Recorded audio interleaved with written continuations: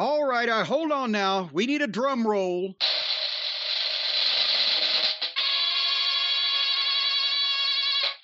There you go. The moment we've all waited for. And I will have you know, I said earlier, this is the first time in almost 50 years that I've been able to watch a wrestling match purely as a fan, because I didn't know what was going to happen in the finish, and I really hate the heels and was pulling for the baby faces. That has not happened in a long time for me, so I was able to sit down and enjoy this. And I'm going to shock the world here, Brian Last, and maybe you too, your delicate ears. I'm going to call the Young Bucks by their names in this review. They have earned at least that much from me for this match that I will call them the Young Bucks instead of the Hardley Boys or the Cucamonga Kids, because they really tried to wrestle here. And that's not even a backhanded compliment. They never try. I'm not saying that they can't ever do it. I'm saying they've never tried. There's still the visual situation with the, do we really think in any way, shape, or form that either of these two guys could stand up in front of Dax or Cash physically for 30 seconds? No. But the fans have taken to disliking, even the AEW fans. I think they're enjoying disliking lately the Young Bucks. I think first they were into they're being heels, and now they're like, yeah, these fucking guys. But regardless, they tried and succeeded to have a wrestling match. For the first time in my memory, they kept it in the ring. There was no ridiculous There wasn't the spot where they grab the opponent's leg and sling it to the other opponent who grabs the leg to help out, and their tumbling routines and the trampoline stuff. They had a wrestling match. Do you think it was this personal with these two to show they can do it if they want to, or somehow they got interested in doing something for the good of the company or for the good of the business here instead of just themselves? What do you attribute this shocking occurrence to, where the Young Bucks actually stayed in the ring, even with the corpse referee? The referee didn't look bad because they never buried him. Nah, he sucks. Well, I mean, he's still the worst referee in the business, but he wasn't particularly onerous here because they didn't bury him. He wasn't doing stupid shit because they weren't doing stupid shit in front of him. It's almost like they said, okay, FTR, we're going to try to do your shit. Well, that's why I'm saying, was it a personal thing where we can work like FTR? Or I don't know where this came from, but again, you said it was one of the best tag team matches in AEW history. Can you think of a better one? Who has FTR had a match with that was better than this? I can guarantee you this was the best Young Bucks match I've ever seen by a long margin, a wide margin. Again, there was none of the stupid. They still did some of the Young Bucks shit, but it made sense in where it was placed and didn't take you out of the whole thing. And the rest of it, it was a wrestling match. FTR are the baby faces. I guess we'll get used to that. The people are cheering them because they're so good, and also because they feel sorry for them. There's a little of that Midnight Express when we were baby faces and never got a chance to win or do anything. The people, were like, oh, goddamn, we feel so bad for them. But the people are behind FTR. They're putting in these incredible performances. And so now in the space of a week, they had a really good TV match, FTR did, with the Ass Boys, the Gun Club, last week. They have the best match of any promotion on earth, WrestleMania weekend, on the Ring of Honor show with the Briscoes. And that was still the best tag team match I've seen in 10 years or whatever the case. And then they come back a few days later and a completely different kind of match than either one of those two, with a tag team that it's almost impossible to get to actually act like wrestlers. And they have a great high spot tag team match. FTR are truly magicians that can work with anybody of any style at a high level. Heel or babyface. heel or babyface. And so anyway, this was great. The FTR foiled all of, and it's like the Bucks wanted to do something for the first time for somebody else.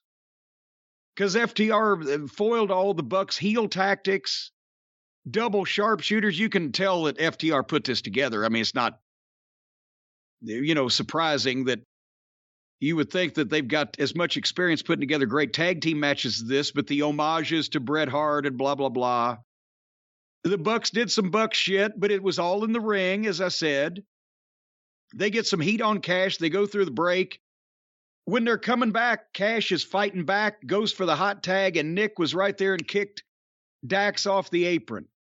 But then the Bucks fuck up something so that Cash can make the hot tag. And Dax comes in, and he's a house of fire. And by the way, folks, not house of fire, not literally a house constructed of flames. That's not what it is. It's not house of fire. It's house of fire, as in, my God, look at that structure. It's a fire. It's a blaze. House of fire. That's chaos. False finishes. Dax and Matt got the double bridge in that deep. The people were up. It was back and forth. Everybody was in the right place. One thing after another, but it still made sense. The Bucks foil the big rig and kicking the balls and hit their own, but only a 2 count. Big pop. And then the Bucks hit that, more bang for your buck, splash moonsault, 2 count. And then they do a tug of war with Nick and Dax on the outside for the tag belt, while Nick is in there with Cash and basically, or I should say Matt's in there with Cash, or Matt's in there with Dax. I don't know what the fuck. They did a tug of war with the belt, but Nick ended up hitting Cash with the belt, and people thought that's the fuck. And Dax made the save, and the people shit themselves.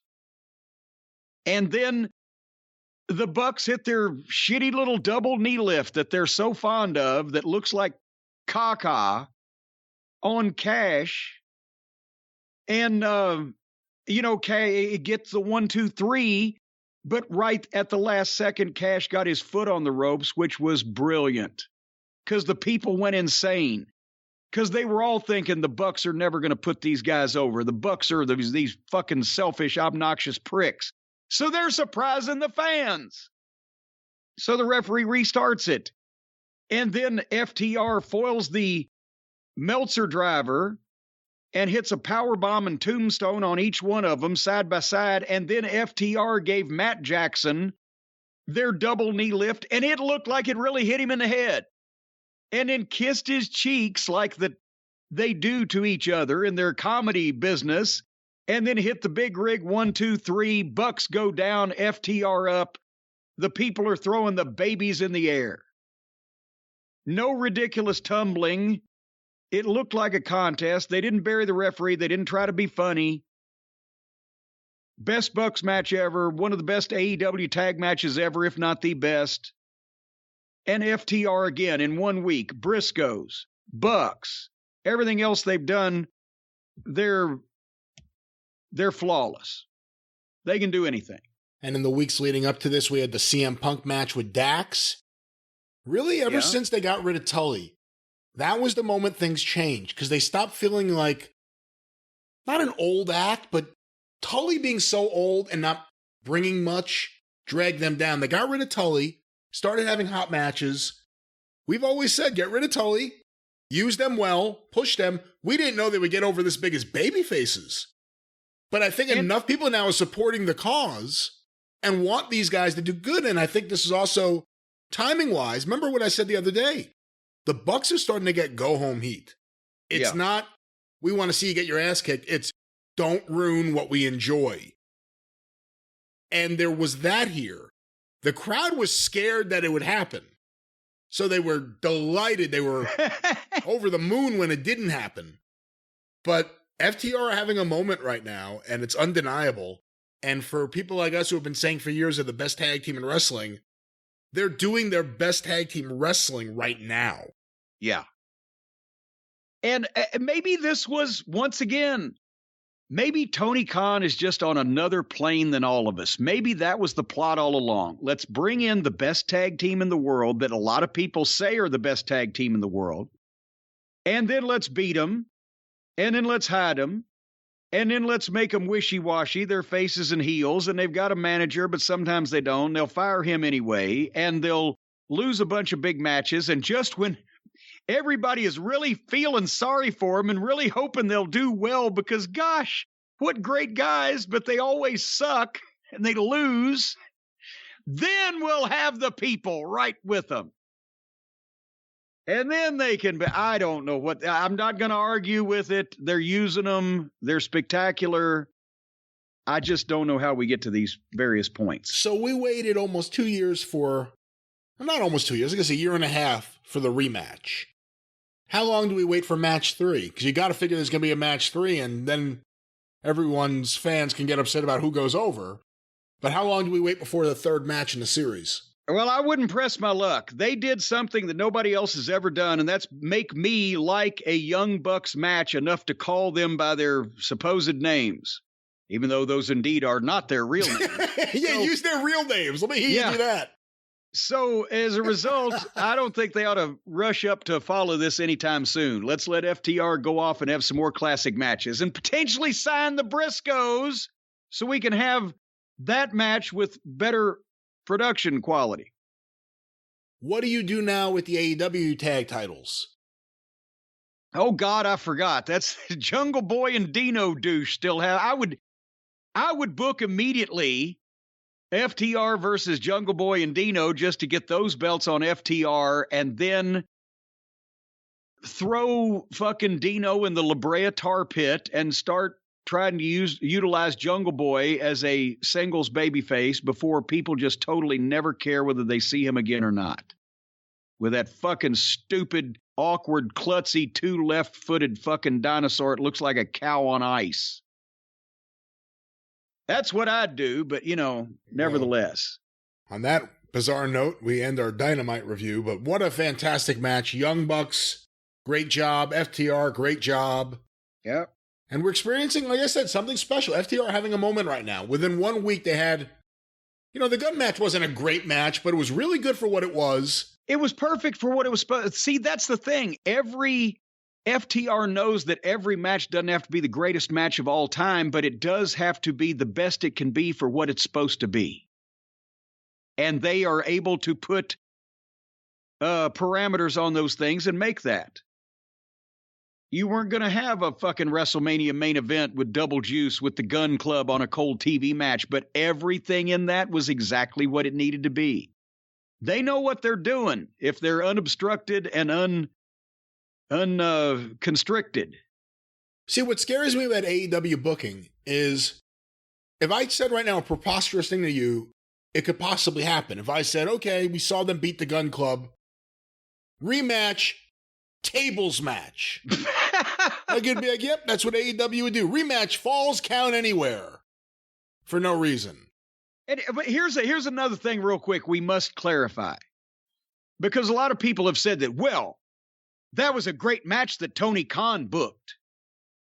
And this is not just a knock at Tony Khan. This is explaining what a booker does or doesn't do. Folks, a booker says Brian will wrestle Jim, and a booker comes up with who's going to win that match, and a booker, if he's doing a good job and he's a good booker, is probably going to come up with a real exciting finish for that match. But as far you don't book a wrestling match from start to finish. The Tony Khan as booker or no other booker who books wrestling matches on a TV show or a pay-per-view or a live event or whatever is sitting down and writing the match out as it happens, booking it like that's what some fans think the booker does. No, the wrestlers have the fucking match. And if the booker gives them parameters, then they are supposed to have the match within those parameters. If something as simple as go 15 minutes and keep it in the ring, or more complicated instructions. But it's parameters and it's instructions. The match is up to the guys. Well, now they have agents and producers But in a lot of cases, especially in AEW, apparently, those folks just go back in the truck and tell the director what to watch out for. It's still up to a lot of the wrestlers. But nobody books a wrestling match foot for foot, spot for spot, move for move when you're booking. That's up to the wrestlers. And then some of it's call it in the ring when the guys know what they're doing, and others are, we're going to write this all down and go over it ahead of time. But Tony Khan or any other booker is not booking that shitty match or that spectacular match. Most of that's on the boys. Did I explain that fairly correctly, Brian? I believe so, and there are some misinterpretations on what a booker is and what he isn't. Good Lord. Can you imagine that somebody sitting down, not only booking the card for a show, but booking the actual match, like, okay, headlock, takeover, drop down, hip toss, drop kick through the entire card? I'm sure somebody's done that before, but they weren't probably employed in the wrestling business. DDP Championship Wrestling, maybe. All quit now.